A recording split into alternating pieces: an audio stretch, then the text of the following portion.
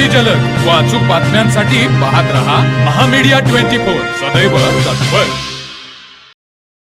लग्नाचा आमिष दाखवून एका महिलेवर वेळोवेळी अत्याचार करून नंतर लग्नास नकार देण्यासह जातीवाचक शिवीगाळ व मारहाण केल्याचा धक्कादायक प्रकार समोर आला आहे. या प्रकरणी गोकुळ शिरगाव पोलीस ठाण्यात ट्रक चालक निलेश संजय चोपडे वय वर्ष 35 राहणार तामगाव याच्या विरुद्ध गुन्हा दाखल करण्यात आला आहे.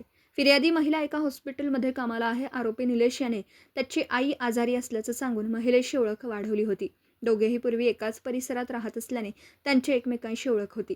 आजीच्या आजारपणाचं कारण देऊन आरोपीने महिलेला तामगाव येथील घरी नेलं. तेथे तिच्या इच्छेविरुद्ध शारीरिक संबंध प्रस्थापित केले असं फिर्यादीत तक्रार नमूद करण्यात आली आहे.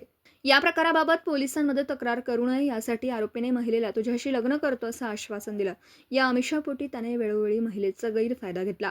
काही दिवसांनंतर महिलेने लग्नाबाबत तगादा लावला असता आरोपी निलेश याने टाळाटाळ करण्यास सुरुवात केली. त्यानंतर संतप्त झालेल्या आरोपीने महिलेला जातीवाचक शिवीगाळ करत मारहाण केली. तसेच पोलिसांमध्ये तक्रार केल्यास जीवे मारण्याची धमकी दिली. या घटनेप्रकरणी पीडित महिलेच्या फिर्यादीवरून गोकुळ शिरगाव पोलीस ठाण्यात आरोपी विरुद्ध विविध कलमांनुसार गुन्हा नोंदवण्यात आला असून पोलीस या प्रकरणाचा पुढील तपास करीत आहेत.